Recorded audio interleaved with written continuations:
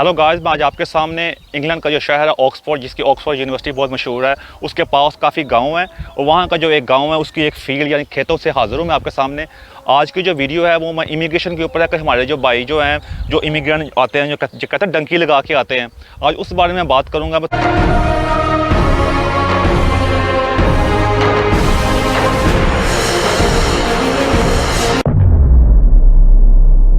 मैं काफ़ी अरसे से इस बारे में देखता आया हूँ मैं, और इस बारे में बात करना चाहता था लेकिन मुझे टाइम नहीं मिल सका।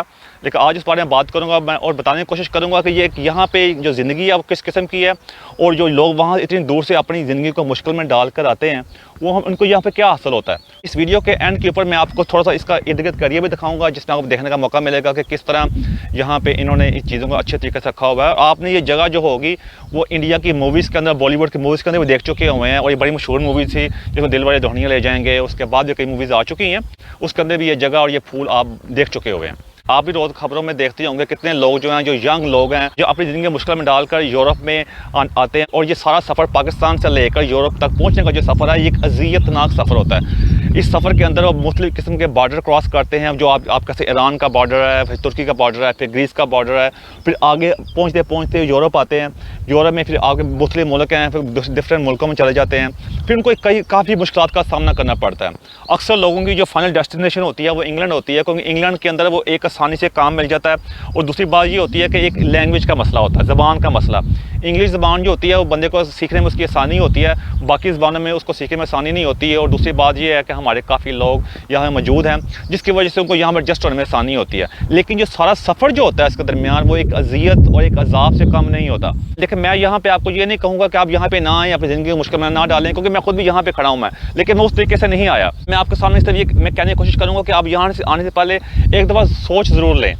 वो सोच इसलिए लें कि यहाँ पे जब आने से पहले आप अपनी ज़िंदगी को मुश्किल में डालते हैं, आप इतने पैसे लगाते हैं वालिदैन, और कई दफ़ा अपनी ज़िंदगी को आप इस मुकाम पे ले आते हैं कि जहाँ पे एक अज़ाब से कम नहीं लगती। अब मैंने कई दफ़ा टीवी पे प्रोग्राम देख चुका हूँ, वहाँ एक रिसेंटली जर्मन टीवी है, उन्होंने एक प्रोग्राम दिखाया जिससे पाकिस्तान का एक बुज़ुर्ग हैं जिनकी 70 साल से ज़्यादा उम्र है, वो स्पेन के अंदर फंसे बैठे हैं।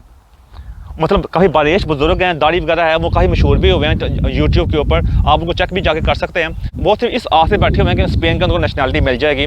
अब आप मेरे अंदाज़ा लगाएं, क्या ये एक शर्म का मुकाम नहीं है हमारे मुल्क के अंदर कि एक 70 साल के से ज़्यादा का बुजुर्ग है और वो स्पेन में सिर्फ इस आस से बैठा हुआ है कि इसको नेशनैलिटी वगैरह मिल जाए ताकि उसका पीछे का फैमिली का चक्कर बन जाए। अब देखकर एक 70 साल का बाबा जो है, जो 70 साल का जो बुजुर्ग है, आप खुद अंदाज़ा कर सकते हैं उसके बच्चे वगैरह आगे बच्चे भी हो गए होंगे। अब वो ये 70 साल की उम्र से ज़्यादा का जब होता है चक्कर, उसमें आप यही कह सकते हैं कि अब आगे जाने की तैयारी होती है, उसमें अपनी ज़िंदगी में आपने क्या चेंजिंग लेके आनी होती है। और दूसरी बात आपने और भी आपको मैं बताने की कोशिश करूँ, जो यंग लोग हैं जो अपनी ज़िंदगी को मुश्किल में डालकर यहाँ पे पहुँचते हैं डिफरेंट गाँव से, डिफरेंट शहरों से लाखों रुपया दे के। अब उसमें भी एक दो चीज़ें हैं। नंबर 1 चीज़ है कि हम अपने मुल्क में काम नहीं करना चाहते। अब जो लोग कहते होंगे ये बड़ी बातें कर रहा है, खुद अपने मुल्क में इसने काम क्यों नहीं किया। लेकिन मैं आपको पहले बता चुका हूँ कि मैं इस तरह डंकी लगाकर यहाँ पे नहीं आया। मैं एक बाइज़्ज़त तरीके से इस मुल्क में आया हूँ, जिस तरह बाइज़्ज़त तरीके से ये भी हमारे मुल्क में आए थे। बात की जो ज़्यादा स्टोरी है, बाइज़्ज़त तरीके के साथ उससे आने में कोई मसला नहीं है। लेकिन जब आप अपने वालिदैन का और इर्द गिर्द के लोगों को इतने पैसे लगाकर यहाँ पे आते हैं, जो रास्ते में एक अज़ियत और ज़िल्लत अमेज़ सफ़र से गुजरते हैं, मसला उसके साथ है।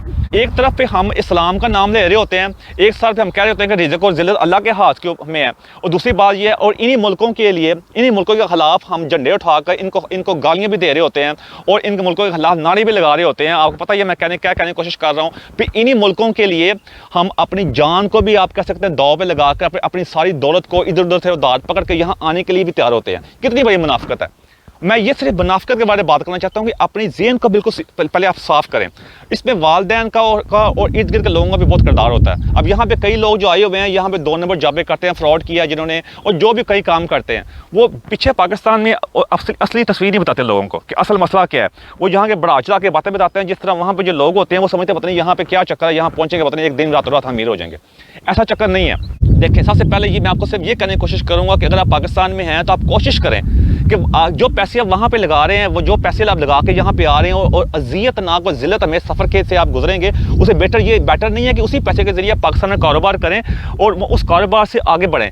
अगर आपका अल्लाह पे ईमान मजबूत है तो अल्लाह ताला आपको कहीं भी कामयाबी दे सकता है। मैं आप फिर भी आपको मैं ये नहीं कहूँगा कि आप यहाँ पे ना आएँ, आप यहाँ पे आएँ लेकिन बाइज़्ज़त तरीके से आएँ। अपने मुल्क को, अपने घर को, अपने इस्लाम को इस तरह की हरकतें करके लोगों के सामने एक तमाशा ना बनाएं। क्योंकि यहाँ पर जो लोग हैं वो कहते हैं एक था ये किस किस्म की कौम है, एक साइड पर हमें बुरा भी कहते हैं ये और कहते हैं कि हम काफिर हैं, दूसरा हमारे मुल्क में आने के लिए इन्होंने अपनी जानों को भी मतलब अज़ाब में डाल के यहाँ पहुँचने की कोशिश करते हैं। ये सबसे बड़ा तज़ाद है।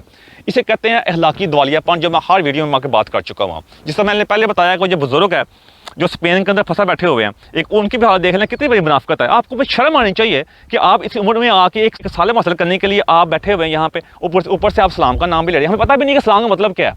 हमने सिर्फ इस्लाम को समझ लिया हुआ है कि हमने बस नारे लगा लो और मुँह पे दाढ़ी दूढ़ी रख लो, बस ये इस्लाम है। इस्लाम एक मुकम्मल निज़ाम हयात है। इस्लाम के अंदर जिस चीज़ के लिए सबसे बड़ा अज़ाब है वो मुनाफिकत का है। इसलिए मेरी आपसे दरख्वास्त है कि इसको समझने की कोशिश करें।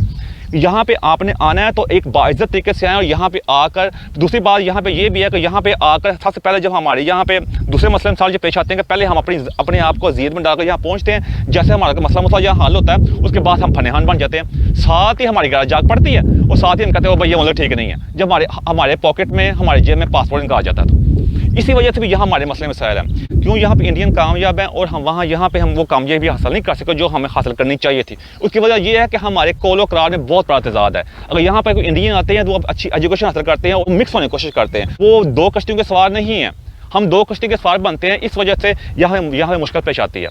तो इसलिए मैं आपको कहूँगा यहाँ पे आएँ, ज़रूर आएँ, बाइज़्ज़त तरीके से आएँ, अपने पैसों को, अपनी इज्जत को दाव पे ना लगाएं।